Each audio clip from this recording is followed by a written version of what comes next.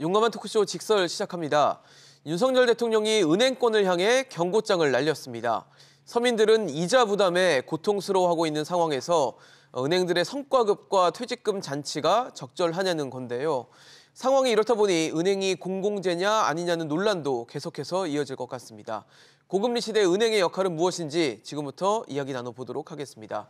오늘 함께해 주실 두 분 소개하겠습니다. 숙명여대 경제학부 신세돈 명예교수, 이화여대 경제학과 석병훈 교수 나오셨습니다. 어서 오십시오.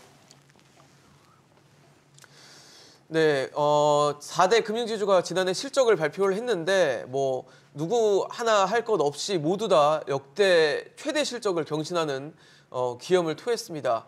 굉장히 좋은 실적을 거뒀는데 하나하나 좀 속내를 들여다보면 마냥 기업의 실적이 좋았다라고만 평가할 만한 일은 아니다라는 평가들이 나오고 있는데요. 일단 당기순이익 굉장히 많이 올랐고 그 과정에서 이자 수익이 40조 원을 넘었어요. 4대 금융지주 합산을 했을 때.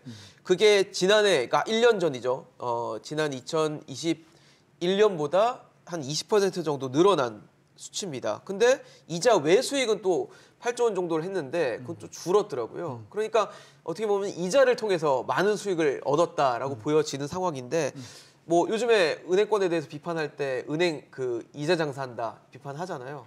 비판할 만합니까? 지금 나온 게 작년 통계잖아요. 그렇죠. 재작년에 비해서 지금 이자 수익이 한 20% 정도 올랐는데 재작년에 제가 갖고 있는 예금의 평균 예금 금리가 1%대였거든요. 근데 작년에 예금의 평균 금리가 3%가 넘어가거든요. 그렇죠. 그러니까 이자가 2배 이상 올랐죠. 근데 예금 금리가 오른 것보다도 대출 금리가 훨씬 더 많이 올랐으니까 예대 마진이 재작년에 비해서 작년에 굉장히 많이 큰 건 사실이죠. 그래서 작년만 놓고 보면 은행권의 이익이 대부분이 이자였다. 네. 그건 부인할 수 없죠. 네. 근데 조금 길게 보면 제 기억이 나는 게 한 3년 전에는 이자가 되게 낮았거든요. 그렇죠. 대출 금리가 3%대, 예금 금리가 1% 후반대. 이렇게 되니까 그 당시에는 은행들이 이자 수익이 너무 없어서 비이자 수익을 늘리기 위해서 수수료를 굉장히 많이 올린 적도 많아요.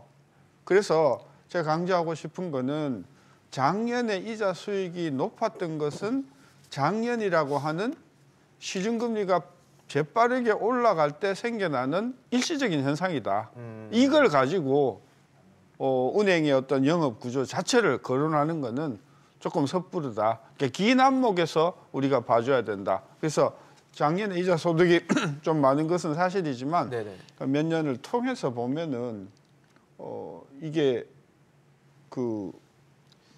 영업 조직이나 영업 행태 자체에 대한 문제를 삼을 수는 없다는 말씀이신 거잖아요. 그러니까 이자 수익이 되게 높았지만 작년은 되게 낮았었던 적도 있었다. 그래서 우리가 조금 평균적으로 봐줘야 된다. 저는 그렇게 생각하는 거죠.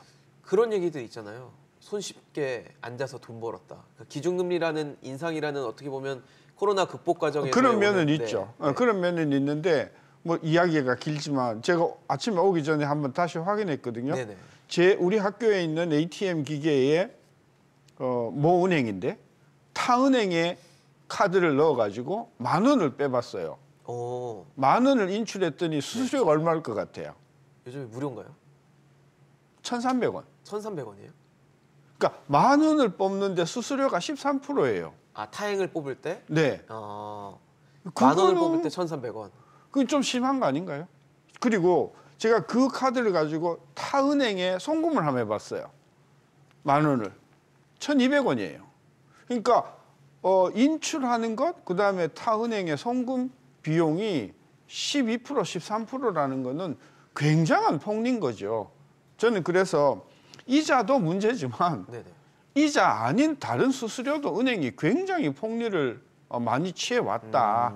특히 지금과 같이 이자 수익이 문제가 되지 않았던 3, 4년 전에는 은행들이 그 이익을 내기 위해서 그 이자 외 수수료를 굉장히 많이 올렸었거든요.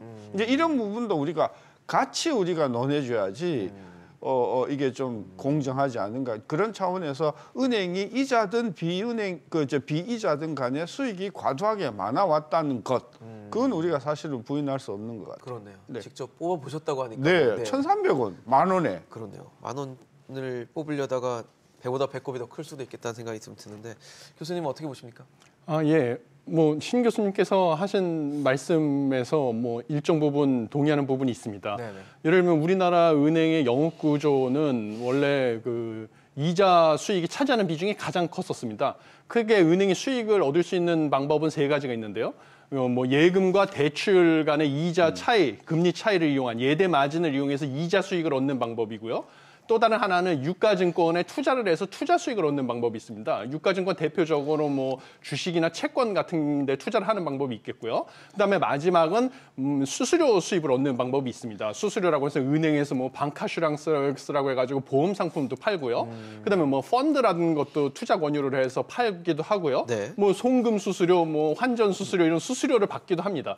뭐 이런 세 가지 방식으로 은행이 수익을 창출해 왔는데요. 그 중에서 원래 그 이자 수익의 비중이 가장 컸었습니다. 은행에서. 그렇지만 이제 작년 같은 경우는 네.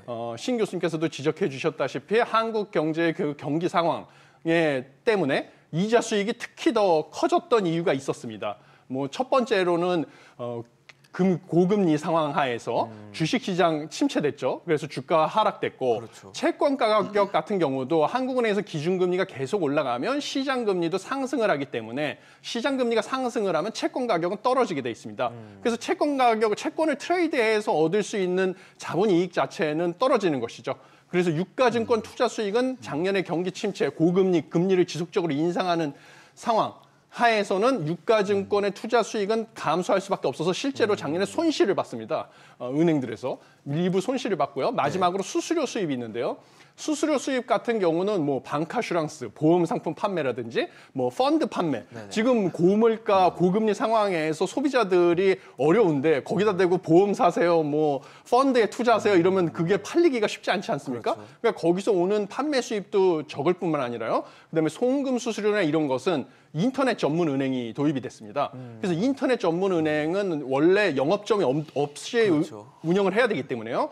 예를 들면 ATM기 주말에 인터넷 전문 은행 그 현금 지급 카드를 가지고 어느 은행이든 ATM기에서 인출을 하면 수수료가 없습니다. 네네. 그렇기 때문에 인터넷 은행과 경쟁을 하는 차원에서 이런 수수료는 점점 인하하는 추세를 보이고 있었습니다. 그래서 이게 수수료 수입의 감소의 원인이 됐기 때문에 네. 작년 같은 경우는 특히 이자 수익이 더 커진 부분이 있다. 그래서 이자 장사를 뭐 한 게 아니냐 뭐 이런 지적도 사실 수치상으로 봐서는 틀린 말은 아니라고 생각하고 있습니다. 이게 구조적이에요. 네. 구조적이다. 대출 금리는요. 우리가 대출을 받잖아요. 예. 대출 금리는 거의 70, 80%가 변동 금리예요. 와 맞아요. 올라가면 그 올라가죠. 차주들이 선택을 하긴 네. 했지만 근데 예금 시장에서는, 금리는요. 예금 금리는 대부분 고정 금리예요. 첫 계약할 시점에 네. 예, 금리가 유지가 되죠. 그러니까 예를 들어서 금리가 올라가잖아요. 그럼 은행으로서는 대출 금리는 계속해서 변동 금리니까 올라가겠죠. 올려서 받죠. 근데 저같이 1년 만기 예금 금리를 하는 사람은 1년 전의 금리로 계속해서 예금 금리를 받으니까 거기서 엄청난 구조적인 이익이 생기는 거거든요. 벌어지는군요. 그래요. 그래서 저는 이번 기회에 전 정부에 제안하고 싶어요. 대출 금리만 변동하지 말고 예금 금리도 변동시켜줘라. 그거를 소비자에게 선택권을 달라는 그러니까 대출처럼. 변동, 말씀이세요? 그러니까 1년 만기 네. 정기 예금도 네네. 변동 금리로 하자는 거죠. 그때 시중금리 그 기준금리 그죠? 맞춰서. 네. 그러면 올라갈 때는 그죠? 굉장히 그 예금자가 제가 재작년에 예금 들었을 때 예금 금리가 1%였거든요. 네네. 작년에 후반기에 예금 금리가 4%가 넘었었어요.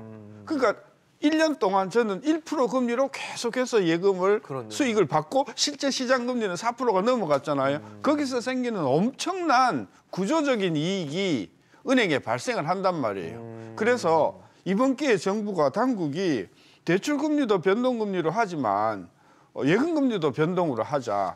저는 그런 차원에서 이번에 사실은 이자 이익이 많이 나는 그 배경에는 예금주에 받아야 할 이익을 못 받은 부분도 있다. 그래서 이번에 이제 이자 금리가 그러니까 이자가 높아지니까 사람들이 자꾸 대출 부담만 이야기하는데 사실은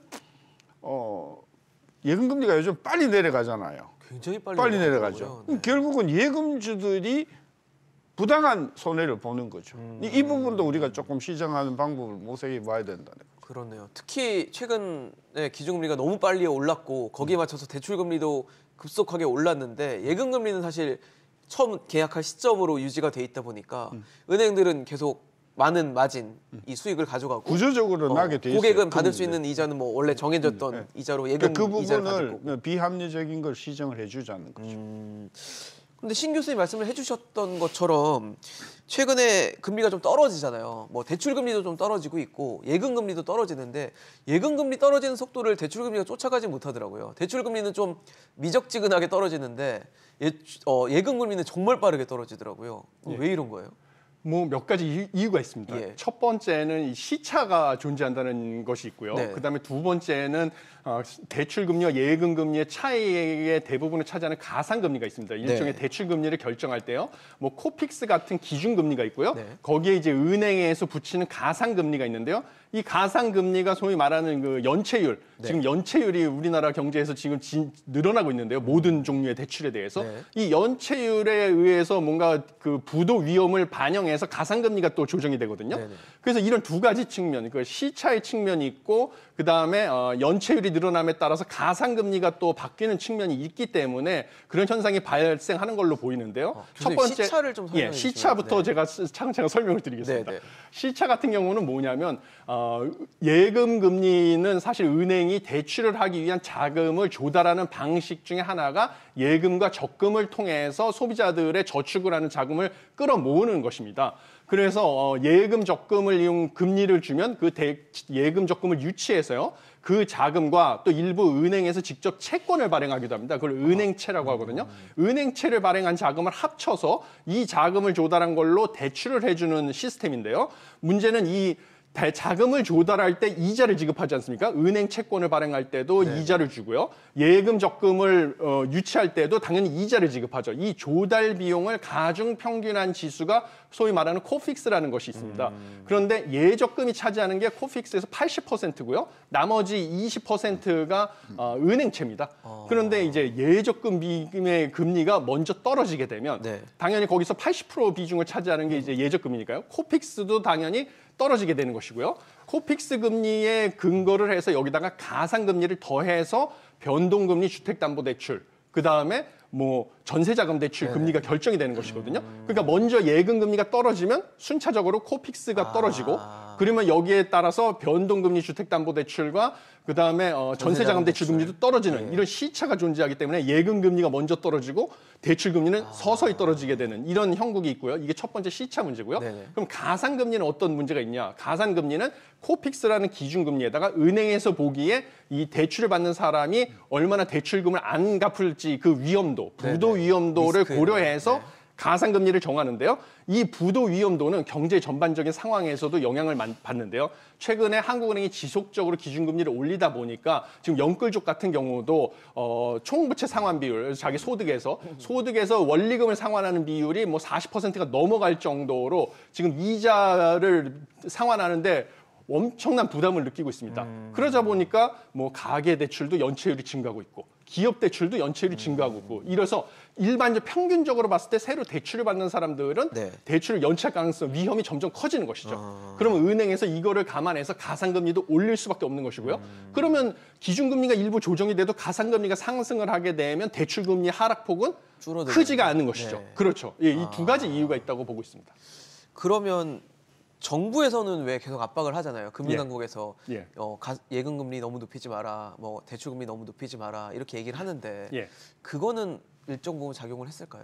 뭐 일정 부분 작용했다고 봅니다. 저도 사실 우리나라 금융감독원이 특히 은행에 있는 감독권을 갖다 이런 방식으로 활용을 하고 거기다가 이게 이렇게 큰 효과를 발휘한다는 사실이 저도 놀랐거든요. 네네. 그래서 실제로 뭐 금융감독원에서 한때 은행에서 예금을 유치하기 위해서 처음에는 이제 채권부터 시작했죠. 네네. 은행채를 통해서 자금을 조달하니까 채권 시장 자금 경색 우려 때문에 다른 회사들이 회사채 발행으로 자금 조달하는 게 어려워지니까 은행채 발행을 자제하겠다. 자제하라. 이렇게 지시를 했었습니다. 은행채에 쏠리는 걸 막기 그렇죠. 위해서 예. 그랬더니 그러면 예금 적금을 통해서 자금을 조달해야 돼서 예적금 금리를 올렸더니 이제는 제2금융권에 갈 예적금이 은행 쪽으로 몰려오니까 또 예적금 금리 올리는 거를 자제해라. 이렇게 다시 지시가 내려왔죠. 그랬더니 그냥 또 은행에서 낮아졌어요. 재빠르게 예적금 금리를 먼저 낮추는 이런 상황이 있었기 때문에 네네. 그런 영향도 있었다고 봅니다. 네. 그 비대칭성을 제가 좀 이야기하고 싶어요. 뭐냐 하면 뭔가요? 예를 들어서 대출을 받는 사람들은 대출 금리가 올라가면 네. 아우성이에요. 싫죠. 진짜 막 죽겠다고 소리 이자 많이 지르거든요. 내라니까. 근데 예금을 드는 사람들이 이자가 내려가면 이야기를 안 해요. 저 말고는. 그러니까 내가 정당한 예금 이자를 받아야 되는데 최근과 같이 막 떨어지잖아요. 야, 왜 예금을 한 사람들이 이렇게 이자가 많이 떨어지냐라고 피 튀기게 아우성을 치지 않는다고요. 왜 그럴까요?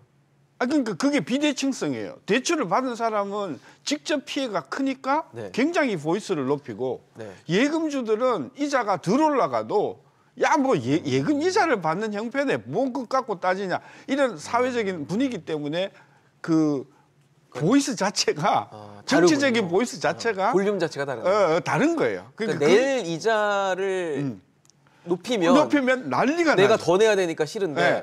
받을 이자가 좀 줄어드는 거는 그냥 덜 용인을 하게 되는 올라가면 거군요. 야, 네. 인마 참어. 이제 이렇게 괜찮나, 되는 이렇게 그런 되는 부분이 거예요. 이제 하나 있고 그다음에 예금 금리가 빨리 내려가는 경우에 그 비대칭성이라고 한 건 뭐냐면 예금 금리가 올라가잖아요.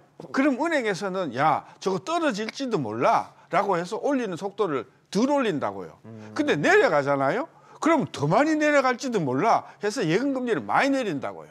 비관적이네요. 되게. 그러니까 그게 비대칭성이에요. 그러니까 예금주와 대출주의 비대칭성, 정치적인 이게 있고, 그다음에 예금 금리를 결정하는 은행들이 네. 내려갈 때는 굉장히 과속으로 내려가는 이유가 높이 줬다가 나중에 큰 낭패를 당할지 모르니까 미리 많이 내려놓죠.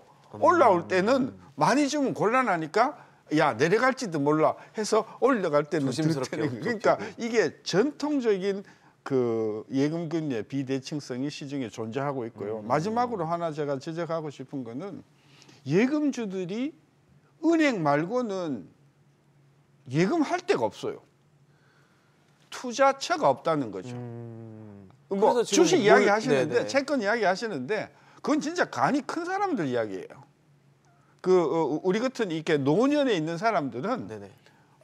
그렇게 평생에 모은 재산을 그렇게 리스크한 데다가 못 넣어놓거든요. 그러면 우리로서는 안정적인 데를 찾게 되는 안정적이고 거죠. 예, 확실한 데를 하다 보니까 그 예적금이겠네요. 예적금 중에서도 제2금융권에는 못 하는 거죠. 거긴 또 리스크가 그렇죠. 그래서 있다고 보니까. 제가 이런 문제점을 이번 기회에 저는 정부가 조금 고려해 줘야 되는 게 저 같은 사람들이 확실하면서도 국가의 경제에 이바지할 수 있는 국채에 투자할 수 있는 기회를 네네.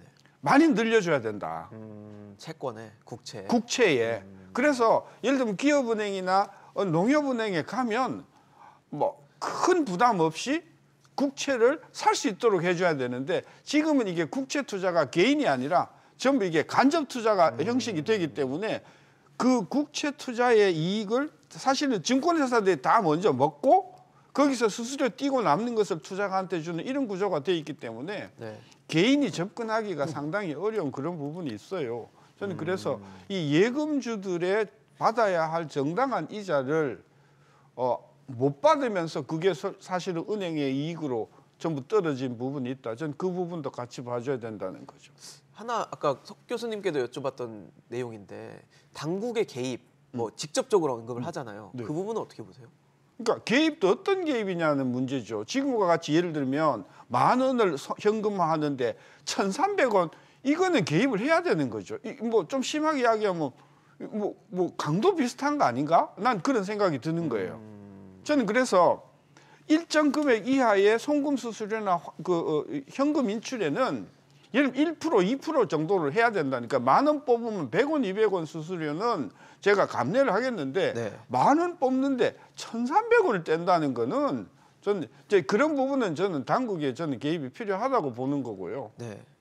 대출 금리에 대해서도 금감원이 가지고 있는 아까 코픽스 이야기하고 가상금리의 공식이 있으니까 네네. 그런 부분에 대해서는 감독기관이 이제 들여다봐야 되는 거죠. 무리한 게 있는가. 저는 그래서 그런 부분을 정부가 관리 감독하는 것을 관치라고 한다. 저는 그건 좀 심한 것 같고 저는 그래서 이번 기회에 과도한 은행의 이익이 나는 구조를 면밀히 들여다보고 특히 예금주의 어떤 그런 이익이나 이런 것들이 부당하게 이 어떤 독과점 체제에 의해서 은행이 가져가는 부분은 시정을 해줘라. 그러면서 동시에 대출에 대한 이자도 낮출 수 있는 방안을 이번에 정부에서 그걸 한다고 하니까 좀 기다려 봐야 된다. 어떻게 저는 할지. 저는 지켜봐야 된다라는 거군요. 사실 뭐 이제 대출이나 뭐 부실 아까 연체율도 말씀을 주셨지만 이렇게 예상치 못한 위기 상황이 언젠가 터졌을 때 그 방지하기 위해서 대손 충당금 같은 걸 쌓아 놓잖아요. 그래서 나중에 급할 때는 급한 불을 끄는데 좀 쓰이는데 현재 금융위원회에서는 그 특별 대손 준비금 뭐 이런 명목으로 해서 뭔가 도입할 제도를 준비하고 있다고 합니다. 은행업 감독 규정 개정을 추진하고 있다고 하는데 뭐 그런 겁니다. 대손 충당금이 만약에 부족하다라고 판단이 되면 추가적으로 더 적립을 해달라라는 추가 요구를 할 수 있는 그런 요구를 할 수 있는 권한을 얻게 하겠다라는 게 이제 금융당국의 생각인 것 같은데 어떨까요? 필요할까요? 지금? 네, 뭐 지금 제가 아까 말씀드렸다시피 네네. 연체율이 올라가고 있는 상황이기 때문에 이거에 대해서 뭔가 금융기관에서 리스크 관리를 철저히 해서 사전에 준비를 해라.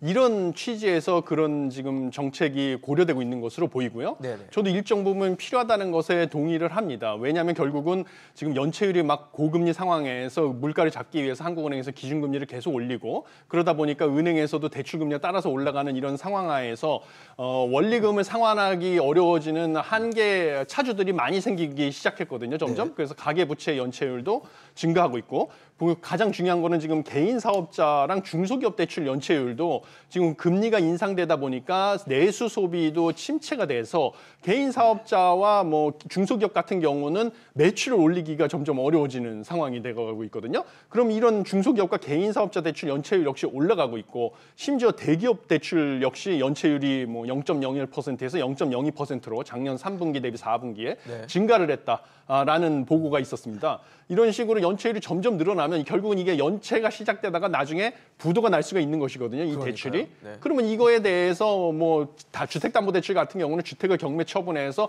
회수를 할 수가 일부 회수를 할 수가 있지만 그렇지 못한 경우를 대비해서 대손 충당금도 쌓고 대손 준비금을 쌓는 것입니다. 네네. 그런데 이번에 특별 대손 준비금을 쌓게 한다. 이것은 뭐냐면 이제 이득을 갖다가 자본금의 형태로 쌓아놔라 이거죠. 배당으로 줘버리거나 주주에게 아니면 직원들에게 성과상여금으로 줘서 다 이익을 갖다가 없애버리지 말고 특별 대손 준비금이라고 해서 자본금으로 가지고 있다가 이런 연체가 점점 커져서 부도가 날 경우에 그래서 원리금이 회수가 안 될 경우에 그때 이거를 사용해라 자본금으로 가지고 이런 취지이기 때문에 안 그러면 이게 결국은 공적 자금이 또 들어가야 되는 것이거든요. 그렇죠. 예, 그렇기 때문에 2000년대 그런 거에 대비하는 측면에서 더군다나 최근에 은행에서 아까 신 교수님께서 지적해 주셨다시피 국내 은행이 과점 시스템입니다.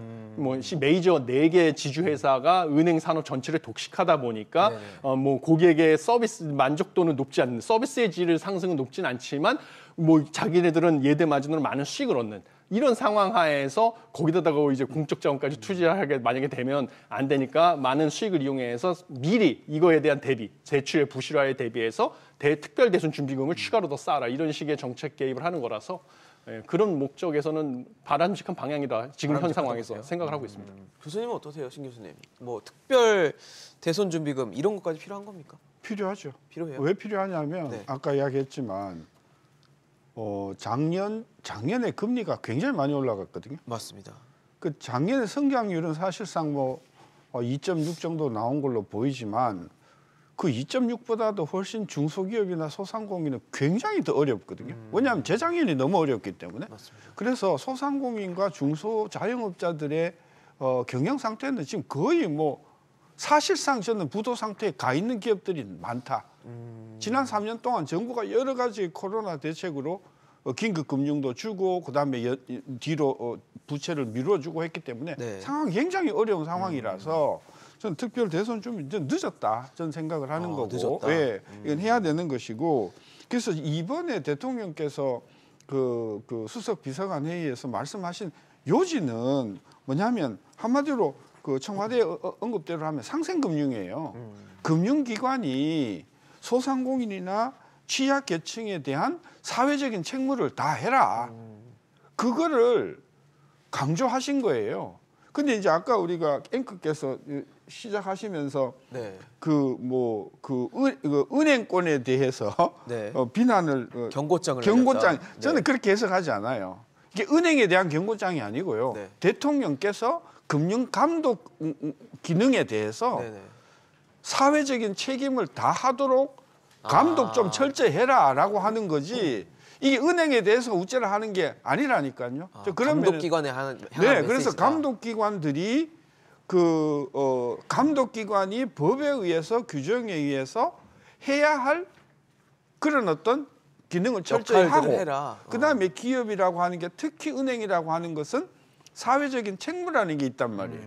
그 사회적인 책무를 스스로 좀 하는데 이번에 대통령께서 채찍질을 한 거란 말이죠. 전 그런 차원에서 이번에 대통령의 지적을 통해 가지고 은행들이 한번 곰곰이 생각해 봐야 된다. 네. 우리가 지금 이 분위기에서, 코로나 이후에 이 어려운 상황에서 사회적인 책무를 다하고 있는가? 우리 법을 보면요, 거의 모든 경제법의 1조가요 뭐 함으로써 국가 경제에 이바지한다라고 시작해요.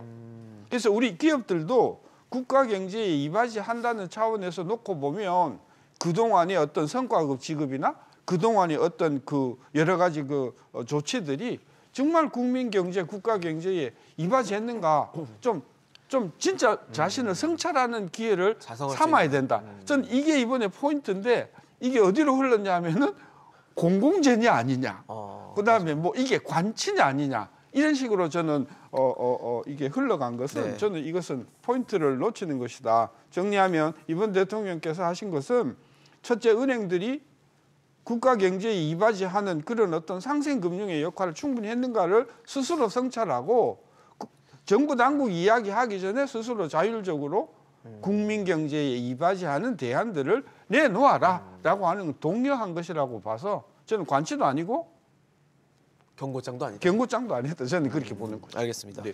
저희 두 분과 함께 토론할 한 분 더 소개해드리도록 하겠습니다. 박영미 경제평론가도 함께 하시겠습니다. 어서 오십시오.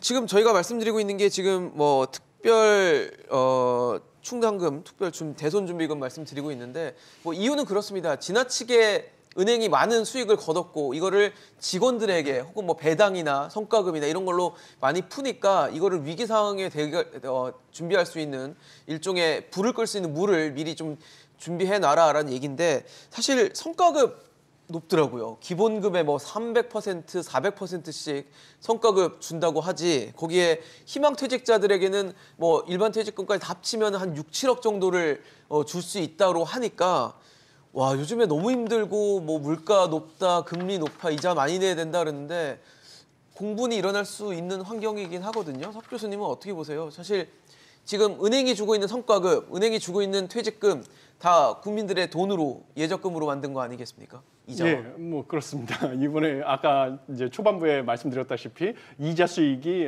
상당히 막대했고요. 그러니까요. 거기서 나온 거에 대해서 대부분이 이제 배당하고 주주에게 배당과 많은 부분이 성과금으로 지급이 됐는데, 네. 그래서 당연히 이제 국민들께서 상대적인 박탈감뿐만 아니라 많은 이제 불만이 제기되고 있는데요. 네. 그 불만의 가장 근본적인 원인에 대해서 생각을 해보면요. 아까도 얘기가 나왔는데 은행 산업이 과점이라는 데 있습니다. 그래가지고 4대 메이저 금융지주 회사가 은행 산업을 거의 다 점유하고 있다시피 하기 때문에요. 아무리 은행에서 예금 금리는 뭐 천천히 올리고 대출 금리만 크게 올려서 뭐 이자 수익을 많이 얻어도, 제가 뭐 울며 겨자 먹기로 다른 은행과 거래를 하고 싶어도 뭐 4개 시중 은행 말고는 거래할 마땅히 다른 은행이 없는 것이죠. 이런 과점 상황이다 보니까 사실 은행에서 얻는 이자 수익이 완전 경쟁 상황일 때보다는 더 높은 게 아니냐. 그런데 그거에 맞춰서 은행 입장에서는 어차피 과점이니까 서비스의 질도, 가격이 올라가면 뭐 서비스의 질이 따라서 올라가면, 금융 서비스의 질이 따라서 올라가면 고객들이 불만이 적은데요.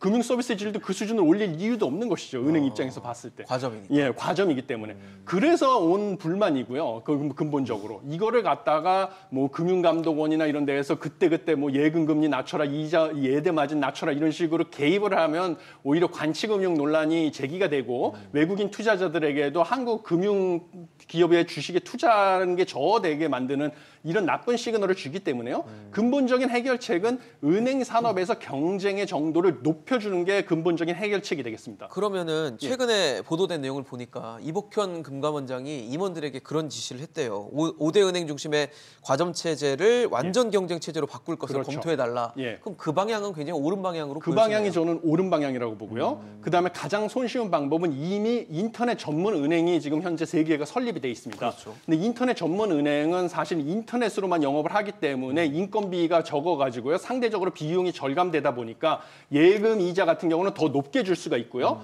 그다음에 대출 이자는 더 낮게 받을 수가 있는 것입니다. 그래서 과거에 처음 인터넷 전문 은행이 생겼을 때 네네. 민간 은행에서 인터넷 전문 은행으로 고객을 뺏길 것을 우려해서 예금 금리도 높은 특판 상품을 제공하고 그다음에 대출 금리도 우대 금리를 제공했던 우리가 경험이 있습니다. 그래서 인터넷 전문 은행에 대한 규제를 좀 더 풀어줘서 네. 인터넷 전문 은행의 영업 범위를 확장하고 또 신규 인터넷 전문 은행의 진출도 허용해주는 물론 이거는 금산 분리랑도 또 연관된 연관이 이슈인데요. 되시겠죠. 예, 그런 정책을 감안하면 그래서 은행 산업의 경쟁의 정도가 세지게 되면 당연히 서비스의 질은 올라가고 예대 마진 같은 경우 뭐 가상금리가 너무 과하다 보면 그것도 낮춰지는 효과. 그래서 장기적으로는 이것이 바람직한 방향이다라고 생각을 하고 있습니다.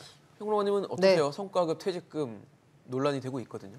그러니까 지금 상황이 그러니까 공감 능력의 문제인 것 같아요. 오히려 지금 상황이 어떠냐? 경제 전반에 지표들이 악화되고 있고 사람들이 체감하는 고통지수가 상당히 높아지지 않았습니까? 1년 사이에 서민들이 물게 되는 이자 비용이 2배로 늘어났다.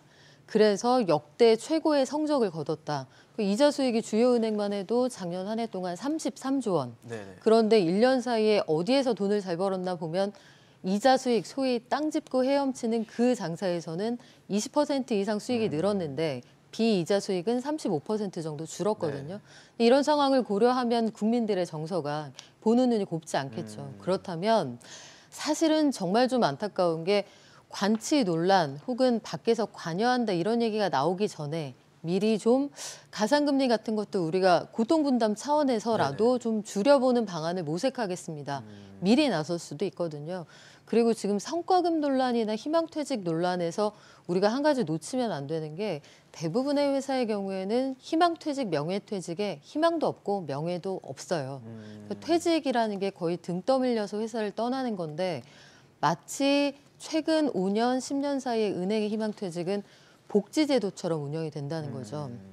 그러면 고용시장은 좋지 않고 이자 비용이 크게 불어나는 시대에 국민들의 여론이 당연히 좋지 않을 테고 관치 논란 관련해서도 저는 양가적인 감정이 드는 게 애초에 금융업 자체가 라이센스를 주는 사람만 할 수 있는 관치 산업입니다. 그러니까 시장을 정부가 관리해서 경쟁자가 들어오는 걸 막아줘서 하는 사업인데 네네. 이 관치는 괜찮고 그리고 은행이 어려울 때 공적 자금 들어가는 방식의 관치는 괜찮고 선택적으로 분노하는 게 국민들을 얼마나 설득할 수 있겠느냐 이런 고민이 좀 있고요. 네네. 결국은 은행이 어려울 때 비용은 사회화하고 수익은 사유화한다 이런 논란을 벗어나려면 은행이 먼저 솔선해서 영업비밀이라 안 가르쳐준다고 하는 가상금리 산정 방식 이런 것들 좀 투명하게 공개할 필요도 있다고 봅니다. 신 교수님은 어떻게 보셨어요? 뭐 성과급 그다음에 퇴직금 뭐 지금 요즘에 기사 보면 정말 많거든요. 그러니까 아까 우리 평론가 말씀드린 저는 이게 포인트가 아니라고 봐요. 제가 계산해 봤거든요. 단기 순이익이요. 네. 5대 은행 농협까지 포함해 갖고 16조 정도 났어요. 네. 근데 성과급 지급한 게 1조 4천억이더라고요. 그것도 농협이 거의 절반이에요. 그 농협은 특수한 상황이라고 하니까 네네. 그럼 농협까지 포함하면 8%고요. 농협을 빼면 4%대거든요. 네. 그 단기 순이익의 4%를 성과급으로 주는 게 과연 과도하냐? 이거 우리가 논란의 여지가 있다는 것이죠. 저는 그래서 정부가 시중은행에 그리고 그것도 민간 시중은행에 성과급이나 임원의 급여가 많다 적다 저는 이게 국가에 할 일이 아니라고 보는 거죠. 아까도 이야기했지만 지금 서민들이 얼마나 어려운가, 서민들이 얼마나 지금 연체를 계속해서 늘어나고 있는가, 이런 부분에 대해서 은행이 책임을 느끼고 네. 이런 부분에 대한 중장기적인 건전한 어떤 그런 대안들을 내놓는 게 이번에 문제의 핵심이지, 청와대나 대통령의 뜻이 15억 이번에 성과급 받은 사람 이거 너무 많아, 이거 줄여, 이게 이런 게 아니다. 저는 그런 관점에서 아까 공감이라고 잘 말씀하셨는데 네. 지금 굉장히 어려운 사람들이 많고 이 어려운 사람들의 어려움을 돕는데 시중은행이 할 수 있는 일이 뭔가, 이 부분을 찾아내라라고 저는 금융감독기구에게 독려를 한 것이라고 보고, 우리 은행에서도 자발적으로 거기에 부응하는 뭐 여러 가지 형태가 있겠죠, 그렇죠? 사회 공헌도 하고, 그다음 대출금리도 좀 덜 높이고, 예금금리도 좀 높여주고, 다양한 방법을 통해 가지고 네. 사회의 요구에 책임에 부응하는 은행이 좀 되어줘라. 저는 이게 이번 그 메시지의 메시지의 핵심이다. 핵심이라고 보는 거죠. 그렇군요. 사실 말씀을 주신 대로 은행권의 어떤 사회적 역할이 부실하다. 하지만 성과급은 뭐 몇백 %씩 주고 또 퇴직금은 몇 억씩 주다 보니까 국민들의 공분이 굉장히 큰 상황인데, 지금 사실 금융당국이 은행을 어떻게 하면 좀 더 사회적 역할을 할 수 있게, 또 그 수익을 국민에게 돌려줄 수 있게 하는 방법들을 고민을 하고 있는 것 같은데, 금융사 임원들의 성과급 규모나 산정 기준 같은 걸 외부에 공개하는 법안도 발의를 한 상태라고 합니다. 이런 일종의 성과급을 통제하겠다라는 걸로 좀 보여질 수도 있는 것 같은데 어떠세요? 필요합니까? 예, 뭐 임원들 일단, 성과급 규모가 얼마인지. 임원 성과급 규모까지 뭐 이렇게 간섭을 하고 이런 것은 지나친 간섭이라고 저는 생각을 하고요. 왜 이렇게 산정을 했는지도 지금 공개를 그렇죠. 예, 그런 것까지는 너무 과하다고 보고요. 이번에 정부에서 중점적으로 보겠다고 하는 것은 이제 금융기관 같은 경우는 단기에 이제 경기 상황에 따라서 이번 같은 경우는 뭐 이자 수익이 크게 늘어나고 네. 이럴 수도 있는데, 또 앞으로 이제 기준금리가 낮아지게 되면 또 이자 수익이 줄어들 수도 있는 것이고요. 그렇죠. 이러다 보니까 장기적인 관점에서 뭐 손실에 대비해서 대손 충당금도 적립을 하고 뭐 대손 준비금도 적립을 하라. 뭐 이런 취지로 뭔가 성과가 좋았던 시절에 그 이익을 갖다가 뭐 고위 임원들이나 네네. 뭐 투자를 결정하는 담당자들에게 모두 다 상여금으로 지급하지 말고 그 상여금의 40% 정도를 갖다가 뭐 3년에 나눠서 지급을 하라라는 게 이제 법적으로 명시가 되어 있습니다. 그래서 이거를 제대로 이행하고 있는지 뭐 이런 거를 보겠다는 게 최근에 이제 감사의 주된 목적이고요. 이거 외에 또 이제 과도하게 성과금 배분하는 거를 갖다가 추가적으로 규제를 할 수도 있다. 뭐 이런 식으로 얘기를 해서 뭐 이 적용 대상, 이러한 제도의 적용 대상을 현재는 임원과 뭐 투자 의사를 결정하는 사람들에 한정하지 말고 더 넓힌다든지, 그리고 성과금의 40% 이상을 갖다가 뭐 3년에 걸쳐서 주는 거를 갖다 기간을 더 늘린다든지 뭐 이런 식으로 조정을 하겠다고 하는데요. 네네. 물론 은행에서 아까도 말했듯이 특별 대손 준비금 얘기에서도 나왔듯이 뭔가 미래에 공적 자금이 투자되지 않은 투자들이 빌미를 주지 않기 위해서 사전에 손실을 대비하는 식으로 이익이 발생했을 때 대손 준비금이나 충당금을 쌓게 하는 방식은 저도 바람직하다고 생각을 하는데, 네네. 그게 아니라 성과금을 주는 방식까지 정부가 나서서 정해주게 되면 네. 은행의 입장에서 우수 인재를 확보하고 또 우수 인재가 열심히 일을 해서 은행의 수익을 극대화하기 위한 그런 인센티브를 보장해 줘야 되는데 네. 그쪽이 훼손될 가능성이 있습니다. 그래서 우수 인력이 해외 은행으로 이직을 한다든지 아니면 어차피 성과 상여금 많이 못 받으니까 일을 열심히 안 한다든지 이런 식의 문제가 야기될 수 있기 때문에 이런 식의 방향은 좀 적합하지 않지 않느냐 이렇게 생각을 하고 있습니다. 평론가님도 같은 네. 생각이세요? 은행에서 업태하고 기여도를 국민들에게 설득하는 게 중요할 것 같아요. 예컨대 성과급이 14억은 적고 15억은 많으냐, 이렇게 따지기는 어렵단 말이에요. 절대 기준에 얼마를 주면 되고 어디까지 그 이상은 안 되고 이렇게 따지기는 어렵겠지만, 예컨대 우리가 이 건물에서 가까운 저 CJ 건물 보면 회장보다 PD가 연봉 더 많이 받는다. 가끔 유명한 PD 기사가 나오지 않습니까? 네네. 그런데 거기에 비판 안 한다고요. 사람들이 그 사람이 보여준 회사 콘텐츠 시청률, 광고 수익에 대한 기여도를 인정하기 때문이에요. BTS가 돈 많이 번다고 뭐라고 할 사람이 있겠습니까? 세계 온리 원이고 원탑이잖아요. 그런데 그들이 나가서 본인만의 경쟁력으로 큰 수익을 거둬들일 때 우리 은행들이 과연 그러했느냐. 여기에서의 업태가 수출기업처럼 무한 경쟁하고 기술 혁신해서 소위 사업보국으로 외국에서 달러 벌어오는 일을 했느냐. 네. 이게 결국은 국내에서 벌어들인 사람들이 궁핍해짐으로써 이자 수익이 늘어나는 전형적인 B2C 내수 산업이란 말이에요. 그러면 여기에서의 공감 능력이 그만큼 중요하다는 말씀을 거듭해서 드렸고 네. 기여도를 설명할 수 있어야 돼요. 그러니까 왜 당신이 그 정도의 돈을 받게 되었느냐에 대해서 아니 이 직원은 우리 회사에 이 정도의 기여를 하기 때문에 충분히 보상할 만하다.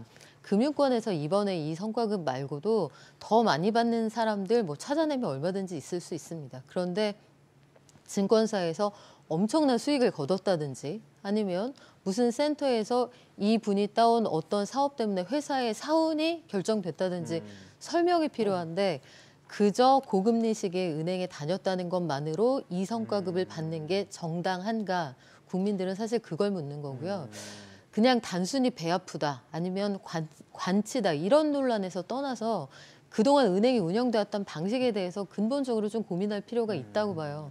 휴대폰은 A사가 마음에 안 들면 B사에 가서 사면 되고 자동차도 B가 마음에 안 들면 C에 가서 사면 되는데 대부분의 대출 상품은 우리가 선택할 수 있는 게 정해져 있거든요. 그러니까 이런 상황을 종합할 필요가 있다고 봅니다. 신 교수님 아까 뭐 사회적 역할에 대해서 말씀을 주셨는데 사실 최근에 금리가 문제잖아요. 어쨌든 많은 분들이 대출 금리 너무 높다고 힘들어하시고 이런 상황인데 예금금리 안 높다는 거. 예금금리는 안 높아지고 그 처음에 계약할 당시로 유지가 되니까 그래서 금리 낮춰달라고 할 수 있지 않습니까? 저희가 금리 인하를 소비자가 요구해서 뭐 승진이라든지 소득이 늘어나면 요구를 해서 받아줄 때도 있고 안 받아줄 때도 있는데 요즘에 공시를 하잖아요.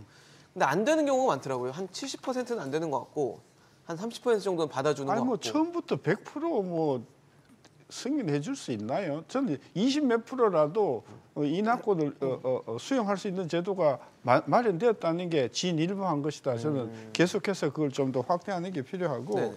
그다음에 아까 우리 이야기가 나왔지만은 이번 기회에 은행 한두 개 좀 더 만듭시다. 지방은행. 그러니까 과점을 안 할 수 있는 네. 장치를 만들어. 이거를 지금 금융감독기구가 딱 쥐고 앉아가지고 네네. IMF 때 시중은행이 소형이지만 5개가 없어졌거든요. 이번 기회에 시중은행을 지역별로든 어쨌든 지역이 없는 지역이 있지 않습니까? 저는 은행을 한두 개 좀 더 만들어서 과점을 좀 깨는 게 좀 굉장히 필요하다고 그럴만하다고 저는 생각하고 그리고 지금 대부분의 우리나라 은행이 농협을 제외한 4대 은행의 지분이 거의 한 80% 가까이가 외국인 소유가 돼 있어요. 지금 비거주자가 소유거든요. 그러니까 외국계 은행인 셈이에요 사실상. 그런 차원에서 경쟁 체제를 좀 더 도입하는 것. 그다음에 아까 은행의 사회적인 책임 이거를 법으로 우리가 할 수는 없지만은 대한민국의 특유한 정서법이라는 게 있잖아요. 네네. 그래서 은행으로 하여금 사회적인 책임을 충분히 할 수 있도록 한다.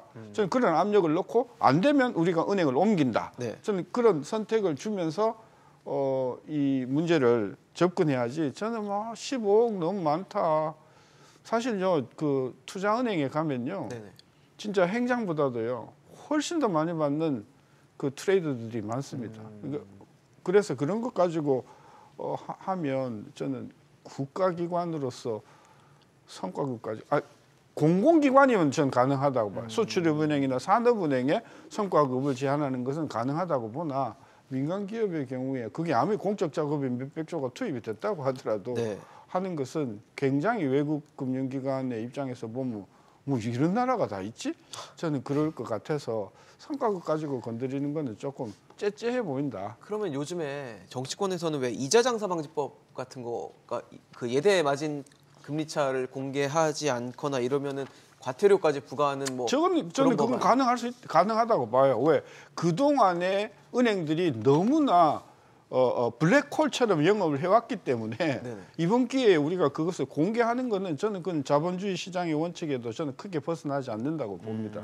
따라서 너가 대출금리를 이렇게 산정한 기준이 뭐다. 내가 대출금리가 5.8% 이유가 뭐다 하는 것은 당연히 내가 알아야 할 권리가 있고 네. 마찬가지로 예금금리도 예금금리를 산정하는 기준에 따라서 그 시장에 따라서 적절하게 예금금리가 올라갈 때 올라가도록 해주는 것은 전 사회가 발전하는 것이지 그게 저는 뭐 시장 원리에 배치되는 게 아니다고 봐서 저는 그것은 용인할 수 있다고 봅니다. 그러세요.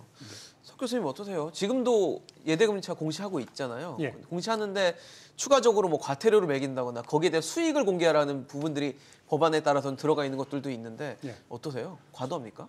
저 의미 없는 의미가 의미 없는 없다, 법안이라고 그래요? 생각하고 있습니다. 그래요? 왜냐하면 이미 뭐 아까 앵커님께서 지적하셨다시피 예대금리차는 매월 공개를 하고 있거든요. 네네. 근데 이걸 갖다가 뭐 1년에 은행이 예대금리차를 2회 이상 공개하라고 법으로 명시하는 거는 이미 매월 공개하고 있는데 의미가 없는 것이고요.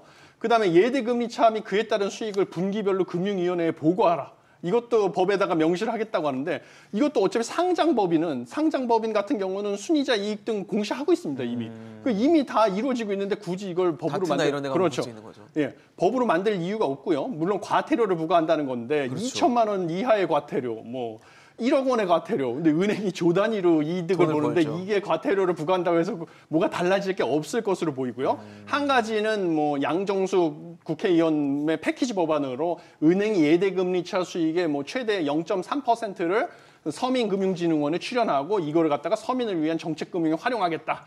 뭐 이게 언뜻 보면 좋아 보이는데요. 이거는 결국은 예대금리차의 0.3%를 의무적으로 출연하게 된다는 것은 은행의 입장에서 가상금리를 0.3% 일부분 정도를 가상금리 올리는 걸로 반영을 해서 당연히 우리 이제 대출을 받을 서민들에게 비용이 일부 전가가 될 수밖에 없는 것입니다. 현재 같은 과점 시스템에서. 조삼모사 같은 게 그렇죠. 예. 네. 그래서 달라질 게 없는 것이다라고 생각을 하고 있습니다. 평론가님은 어떠세요? 네, 예대금리차를 공시할 때 처음부터 말씀을 드렸는데 네네. 예대금리차 자체를 공시하는 게 금리를 낮출 수 있느냐 그렇게 보기는 어렵거든요. 그러니까 가상금리를 어떻게 구하느냐가 중요한 거지 예대금리차는 얼마든지 조정할 수 있어요. 그러니까 높게 해서 그 예대금리차를 줄일 수도 있고 낮게 높게 얼마든지 숫자를 조정하는 건 가능하거든요. 예대금리 차이가 얼마냐가 중요한 게 아니라 네네. 실제로 내가 갔을 때 예컨대 지금 굉장히 납득하기 어려운 것 중에 하나가 예금 금리는 정책 금리고 대출 금리는 시장 금리에 맞춰서 지금 예금 맡기면 금리가 기준 금리보다 낮단 말이에요. 시중은행에서 2%대 예금 금리로 맞아요. 다시 회귀하고 있다. 요즘에는.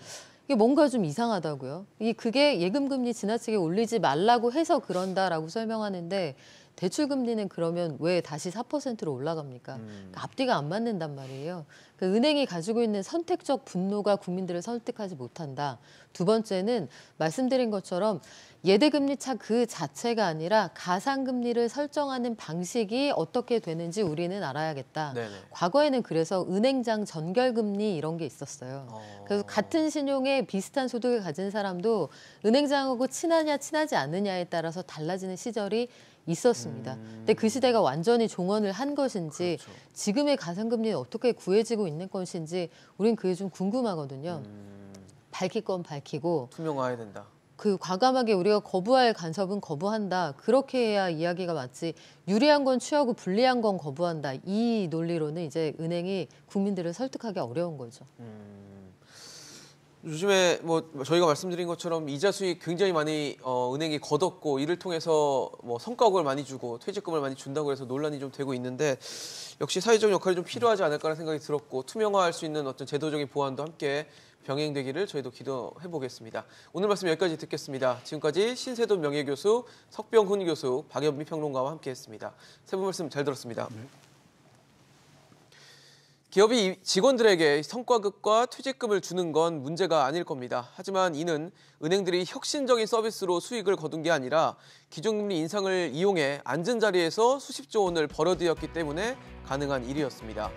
국민들은 대출 이자 부담에 피가 마르고 있는데 말입니다. 관치다, 규제다를 외치기 전에 은행의 사회적 역할이나 금융 시스템 안정을 어떻게 해야 할지 연구해보면 어떨까요? 오늘 용감한 토크쇼 직설은 여기까지입니다. 함께해 주신 여러분 고맙습니다.